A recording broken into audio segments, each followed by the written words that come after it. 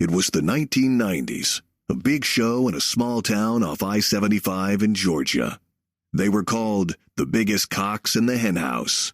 But things have changed since then.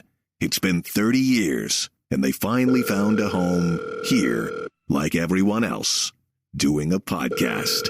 It's Erica and Mark, the phone call podcast thing.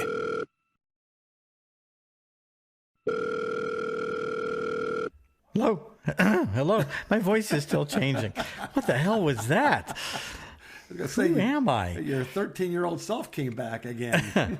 Oh, God. Well, where's my motorcycle? How did I go ride my motorcycle?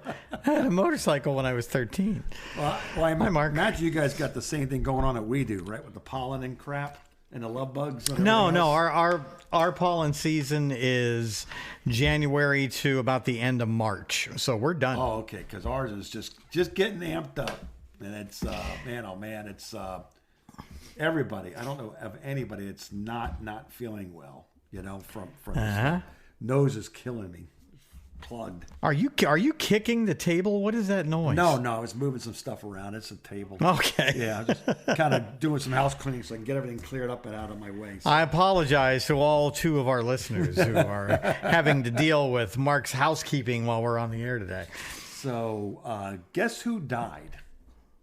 Frank Sinatra. Did you hear about it? No. Somebody in our industry died. Somebody in our industry Just a couple died. of days ago. Boy. Is it somebody we know? We know him. He doesn't know us, but his lawyer knows us. Oh, one of the Bob and Tom guys. Yeah, Bob died. Oh, I didn't know that. That's terrible. He just died. He just died a couple of days ago. I put it up on our Facebook page. We kind of had a love-hate relationship with I love stealing stuff from them. Yeah, that's. I don't know if you listen to Bob and Tom now.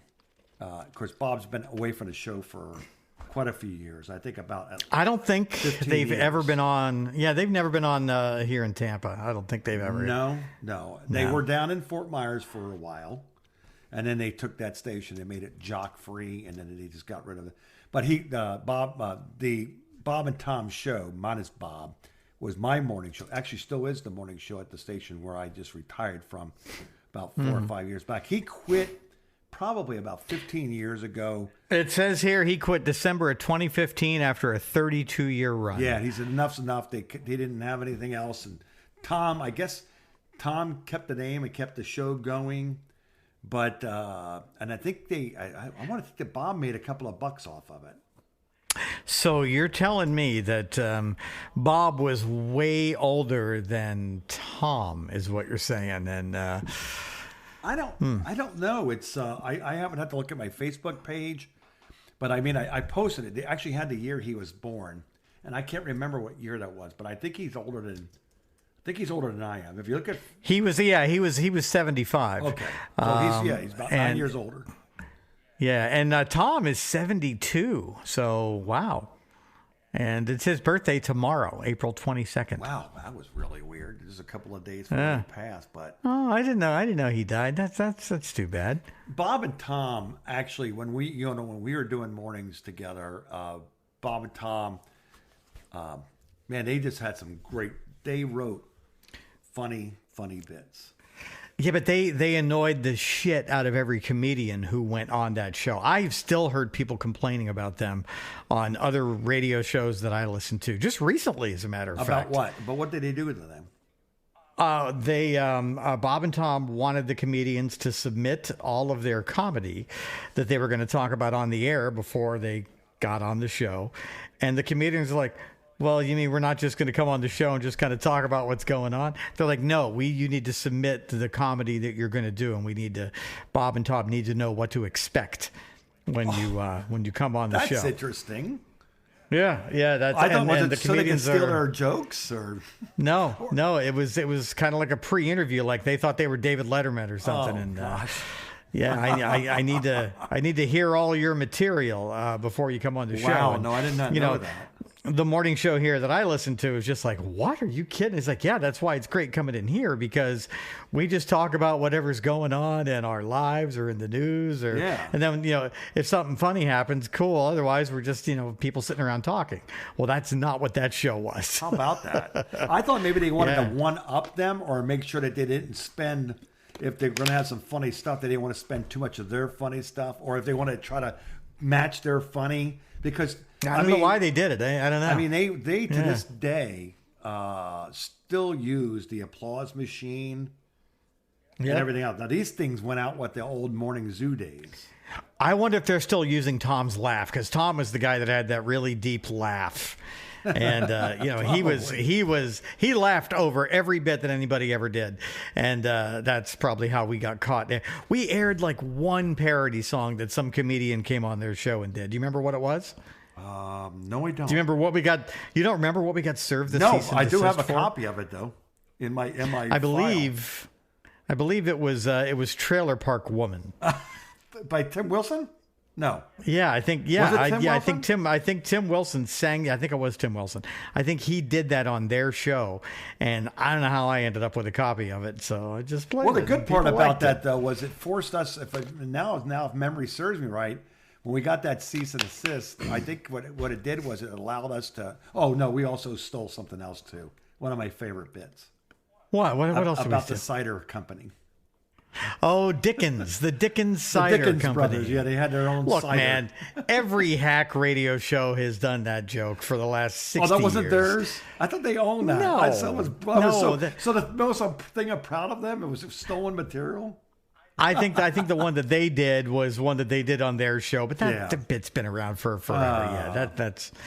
They didn't invent it, I don't think. Oh. I doubt it. No, I remember hearing that before. We might have stolen the one that they produced. Yeah, we played it actually off the CD, I think. I don't remember if that's what it was, but it seems maybe.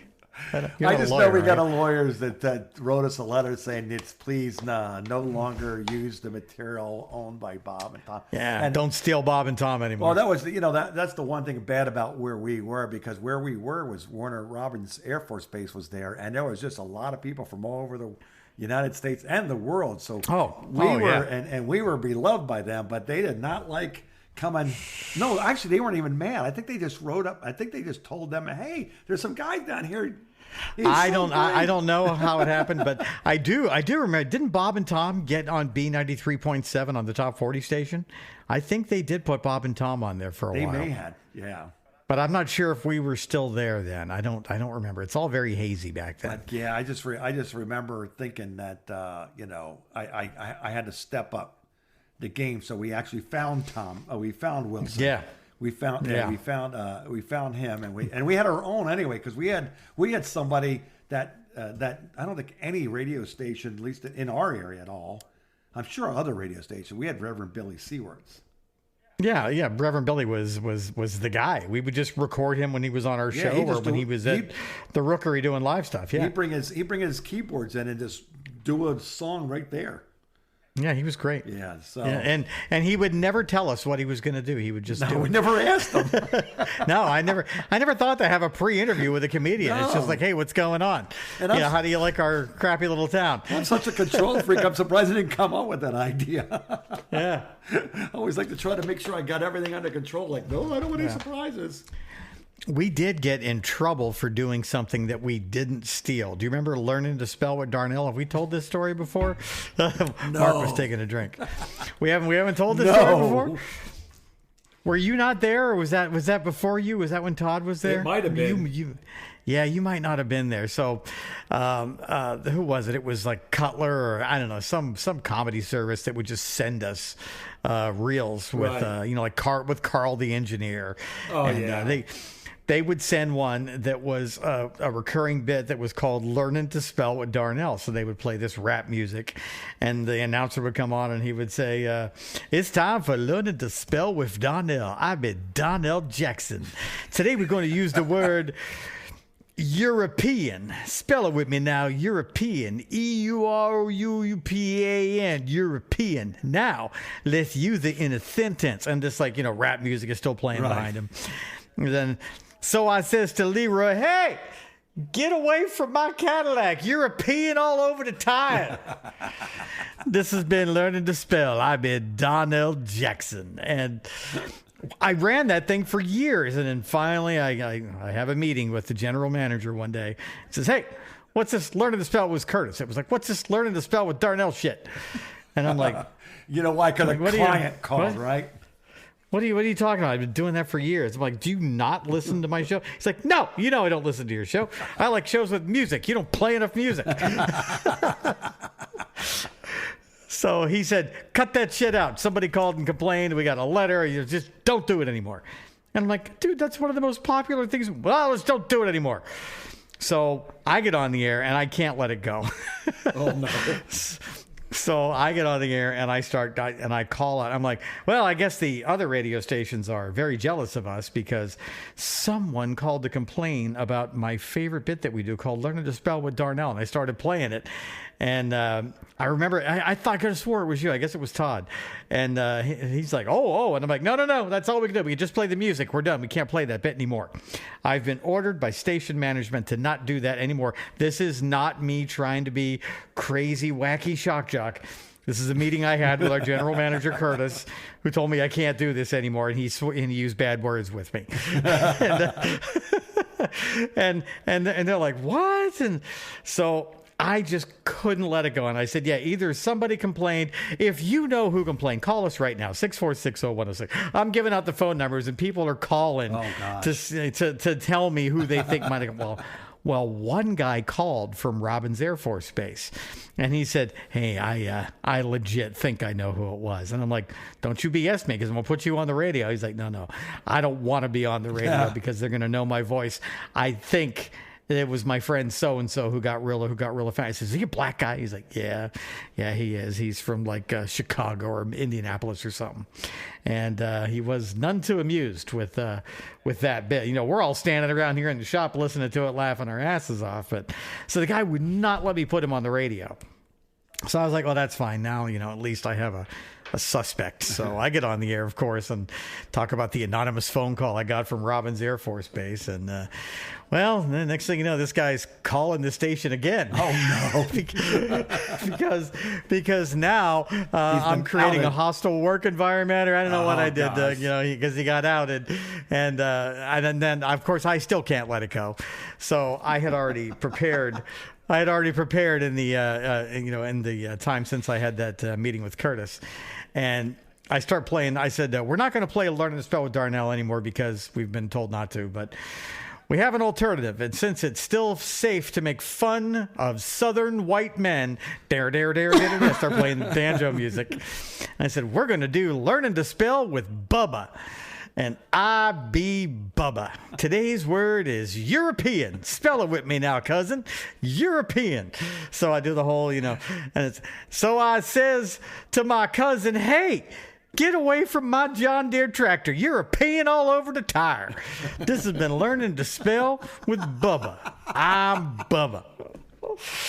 And the guy called again because he was pissed that we were mocking him. Oh, no. And the dude who had called me from the shop, he calls me, won't go on the air again. And he just wanted to say, hey, I just want to let you know, you really got under that guy's skin. And we all thought what you did was hilarious. Keep doing that. It's funny. He just didn't want that bit, period. No, but I fixed him, didn't I? Yeah. I know I went to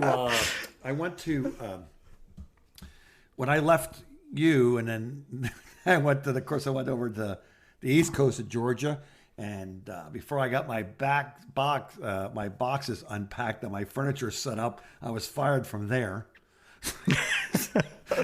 That's because of the Learning to Spell with Darnell jinx you must have had on you from not being on the show. Imagine this: you get fired in October, and before Christmas, you're gone. Wow. You are Dr. Johnny Fever, Dr. Johnny Caravella, Dr. Johnny. So I ended up over in Mississippi, and they had this bit that was already running because somebody's family member did this bit, and you might have heard of it before. Have you heard of the Shirley Q liquor? No. Shirley Q Shirley liquor? Q? Shirley no, I Q did not liquor. hear that one.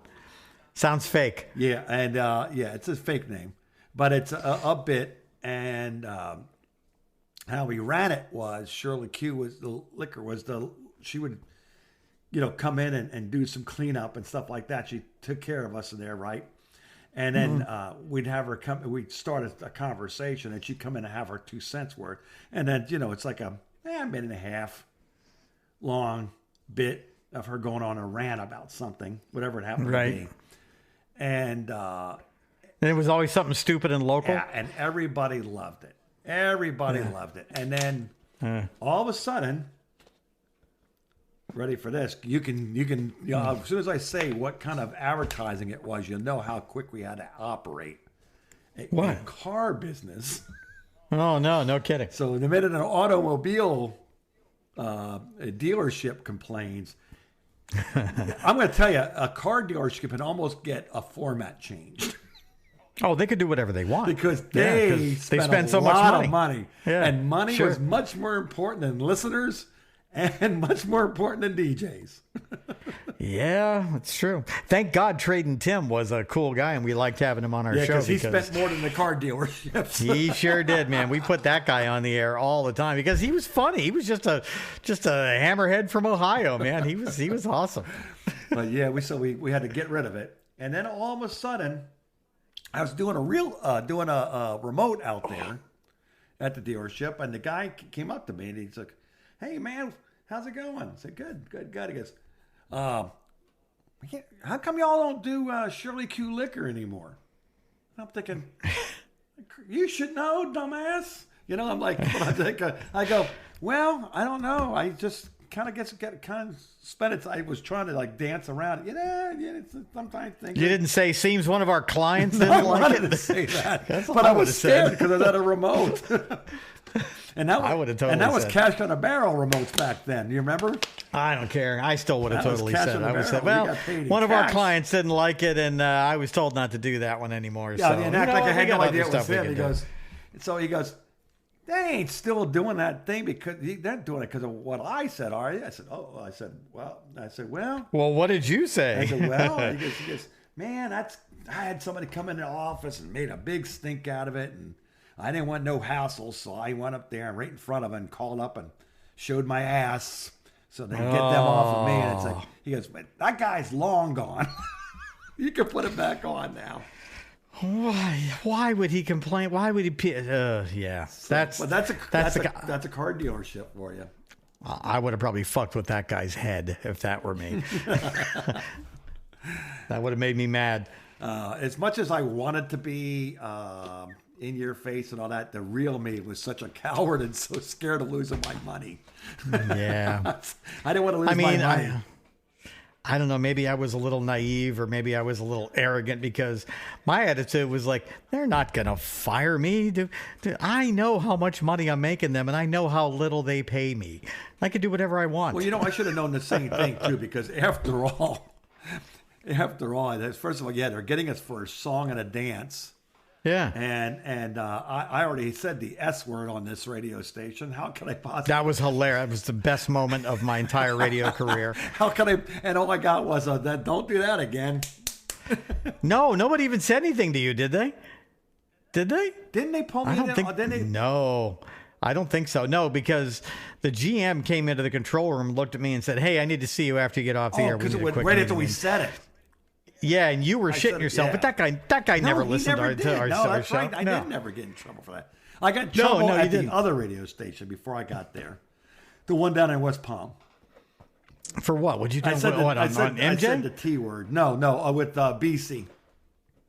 You said tits on BC's show? Yeah. You can't say that in the radio? That's one of the 7 deadly words. So, yeah, you remember your George I guess so.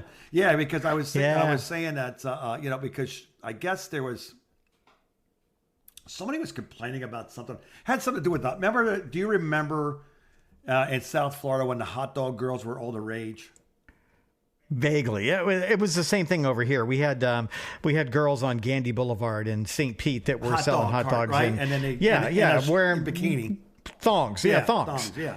Yeah, fucking Jerry Springer came over here and did shows. And they had it was one of those things. And I mentioned, it's okay to do that, but it's okay to but you can't. You can show your teeth, but you can't show your. It's like, oh my god. And I just came out. We were just having a conversation. Well, that is a legitimate slip right there. I don't see why you would get in trouble for that. I would have laughed. Suspended me with pay for 2 days. So I got. So 1 day for each tit. That would have been. I would have totally gone on the air and said that. Yeah, they suspended me. 1 day for each T word. BC had a blast with it because for 2 days he kept bringing it up every break just about that I'm at home right now, and I can't call him up to see how he's doing because we were warned not to talk to him, and he just made it bigger than life, like really bigger than life. That's what you do. You got to create a little. And I came back and he had like a party for me coming back. It was hilarious. What would have been hilarious is if BC had gotten you a stripper to welcome you back into the studio. And I'm surprised he did it. That was his thing, man. He was missed opportunity right there. That guy was always ready, shot out of a cannon. Before he started the show, he would come into show prep at 5:00. By 6:00, he had already finished 1 full liter of Diet Coke. Woo! So he's jacked up. Yeah, he'd come in every day with 2 liters of Diet Coke, and before the 8:00 hour, he had the 2nd liter gone. I would have now had this happened on our show. What I would have done was I would have gotten one stripper to come in, and I would have made her sit topless right across the table from you, and stare at you the whole day. What are these? And that's all. And what are I these? don't. Yeah. What's the word, Mark? What's the right word? Don't you say the wrong word again. I would have totally done that to you. Oh my gosh! There would have been random inspections. So we would have had strippers coming by just to tempt you and test you on a random basis. I would have tortured you. Oh my God! What a gift BC had right there. Wow. I know. It was funny, boy. It was funny. I know it's that was definitely fleeting. So there was no fee. There was no fine coming. I think it just had somebody. Again, probably a client or somebody called up. Well, also we were on top 40 station. That's one thing, and there are kids in the car in a top 40 station. Oh, so kids never heard about tits before? Well, okay, yeah, but not by their friendly DJ, not by Mark in the Dark. Oh, yeah. Mark in the Dark just feeling his way around. There would have been. I would have had imaging made for you while you were gone. It would have been great. Oh, damn it, Mark! What a missed opportunity. Gosh. Well, let's go ahead and take a quick break. Yeah, say the word. Say it. Oh, he doesn't say bad words. You don't want to say it once? I'll say just it once. Once.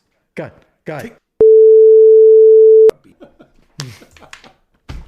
Erica and Mark. The phone call. All right, so we've been talking about some of the things that we did on the radio, and I think we kind of forgot about some of that stuff. It's been a while. Probably for the best. And I know last week we remembered the weekly world news, and I was thinking also I forgot, and it came to my mind is when we used to do that bit, People Are High, and the Darwin Awards, and we had great characters, and the characters we had were not us making voices up. These were just people. I forgot about that. Yeah. People like people that would call. Yeah, and they would call. You remember the dude that would call every day and ask for 30 days in a hole, Wayne? Oh, I forgot about that guy. And then he would call for like a month or two, right? And then he would call, and it was because he just got out of jail again. I remember. So he's got to be the guy who called us collect from jail, wasn't he? Probably, yeah. He loved this station, and he was actually. I don't know what he did wrong all the time to get put in jail, because he was really a pretty cool guy. Yeah, he was. But he's just an old burnout, I guess. I think he was probably drinking or getting arrested with weed again, because weed was very illegal back then. Yes, in Georgia. Yeah, you couldn't even have a joint or seeds. Dude, they had no sense of humor about weed. If you had if your car smelled like weed, they would take you to jail. They would not. There was. But no, I remember Wendy, the business manager, came yelling at me one day, holding the phone book in her hand, throws the phone bill, throws the whole phone bill at me at my desk. Oh, no. And she's like, the phone bill is $700 this month. And I'm like, okay, what's that got to do with me? Have you been accepting collect calls at 6:30 in the morning from jail? And I'm like, oh yeah, I guess that probably is me. Yeah, why? Should I not be doing that? Do you know how much those cost? No, I don't have any idea. We don't pay for them.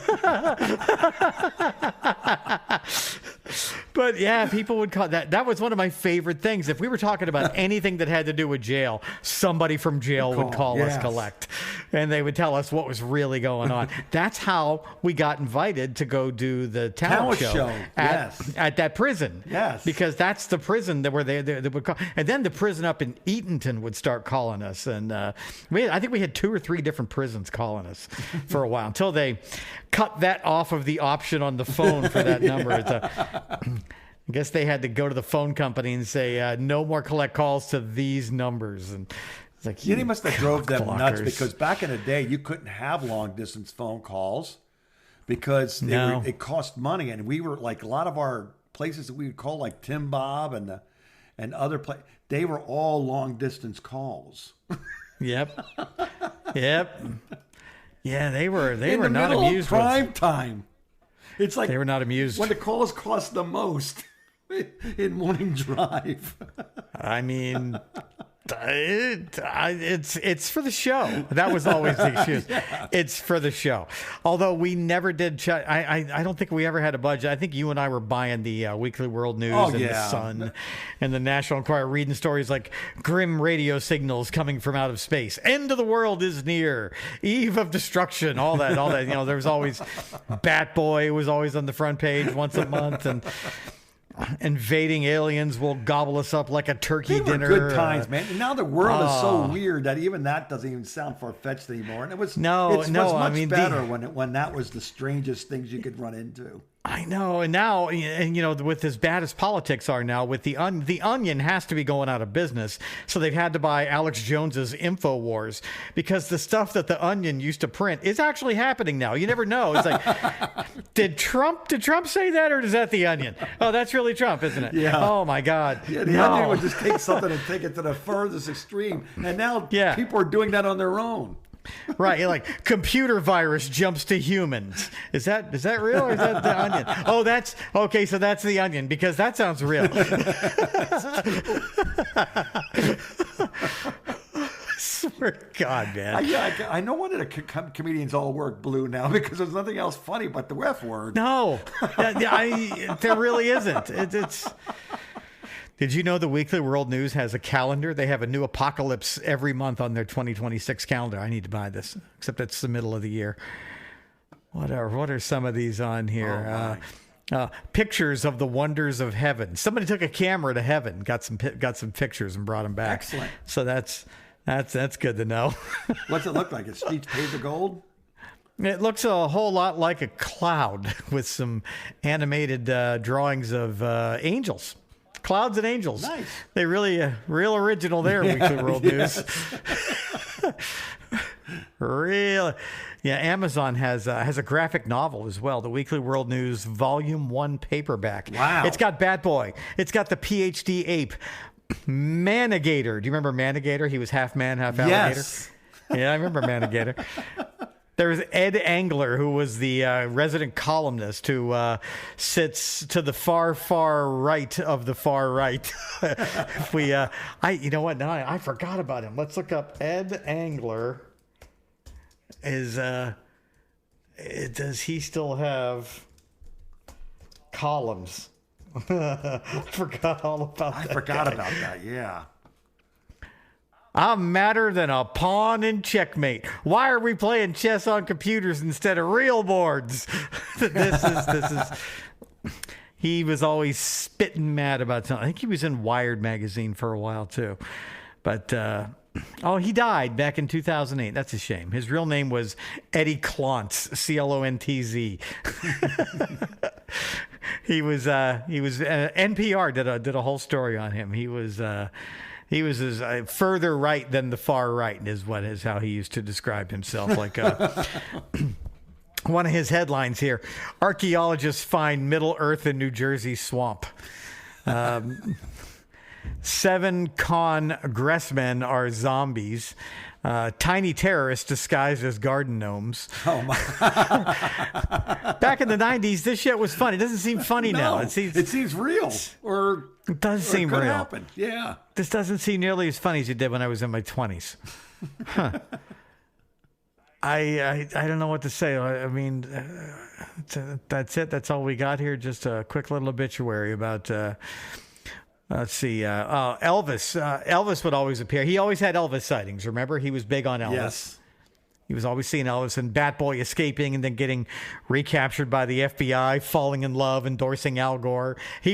Bat Boy was very busy back then with his exploits. Readers. Says here, readers would write in with their own sightings, bolstering whatever truth the nation believed was there. In 1993, Ed Angler dared to kill the resurrected Elvis. Elvis dead at 58, only to reveal sometime later that this death, too, had been a hoax. So, see, that's a little funny now. That seems a little funny to me. But I'm also the person whose favorite T-shirt was, remember the Elvis stamp? When the Elvis stamp came out, everybody lost their goddamn minds. Yes. Yeah. Yeah. I bought a stamp or a T-shirt at a head shop. Just a white T-shirt with the Elvis stamp on it. Only Elvis's flesh was rotting from his face and his body, and he was singing a song. And it just, it was rotting flesh Elvis, zombie stamp T-shirt. That was my favorite T-shirt. Everybody would look at that T-shirt and say, "Where did you get that T-shirt?" I'm like, I know, right?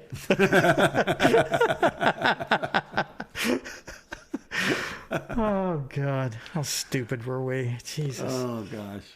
Yeah, Are we done? Are we done, or are we wrapping up early, or you want to continue talking about the weekly world news? Let's see here. You got one more good one?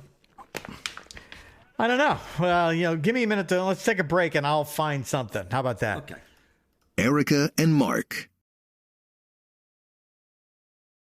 The phone call. All right, we're going to leave you with this. This is straight from the Weekly World News. Ed Angler. Holy mackerel, village worships sacred fish. One of the most famous figures in the New Testament was John the Baptist, who immersed people in water to cleanse them of sin. However, the Weekly World News has discovered that John did not acquire these skills overnight. He spent 6 months experimenting with different methods using fish as test subjects. And John went on to say in some lost gospel, "This river is the home of the holy mackerel, the first fish John truly baptized 2,000 years ago," said Carpus, a local fisherman whose family has watched over the extraordinary fish line for millennia. Maybe we were high in 1993. Did you ever think about that? It's a really good possibility. It really is. I know I was not getting a lot of sleep back then, and when you get a little punch drunk, I was only 4 years off of dope and about no years off of booze. No, I was minus 20 years off of booze. That sounds like a Week of World News headline right here. Man's head explodes in barber chair. Man 20 years from quitting drinking. Sounds like you. Hold on, let me search some more images. See, now I'm going down the Week of World News rabbit hole. Elvis is alive, running for president. What else do we have here? Space alien backs George Bush for president. And there's a picture of Bush shaking hands with an alien. There you go. Cigarettes cured my cancer. Sure. Why not? Tuna fishing threatens mermaid population. And there's a girl dressed up like a mermaid holding a press conference. Oh, gosh. Was that from the movie Splash? That was Splash 2. No one saw that. Yes. Oh, here's all the columns of My America by Ed Anger. It's not Angler, it's Anger. Ed declares war. Get these elbow-throwing mall zombies off me or I'll swing my cart. Folks, I'm madder than a than a hornet stuffed in Santa's pants, madder than a vegan at an all-you-can-eat rib joint, madder than Hillary Clinton finding out the election was fair. I'm so dang furious, I could chew tinsel and spit out razor wire. And he goes on to bitch about Christmas shopping. And dude, there's like 20 of them here. So I'm madder than a bullfrog blender about these flag-burning hippies. I forgot about Dear Dottie, America's most outspoken columnist. Remember Dear Dottie? No. Yeah, apparently she's still alive, talking about the Epstein list now. Really? It says here, How Dear old is she Dottie, now? still alive, still drunk on Truth Serum and White Claw, broadcasting from an old derelict Cracker Barrel off of I-95. The Epstein list dropped more names than a drunk karaoke night. Feral hogs are unionizing, and McDonald's ice cream machines are officially classified as a hate crime. Those are some of the topics that she delved into. She apparently is still at it. Good old Dear Dottie. Holy cow. I forgot all about this magazine. It was great. Yes. It was so stupid. And we read the whole thing cover to cover. It was full of ridiculous. Great show prep. Great show prep. No, what that was show prep for lazy people who didn't want to do show prep, which is exactly what we're doing right now. This is no different. Except now, if we just want to end, I can just say, I got to go. I got to take the dog out. Mark, you have a nice week. I'll talk to you next week. How about that? All right, Erica and Mark. The phone call.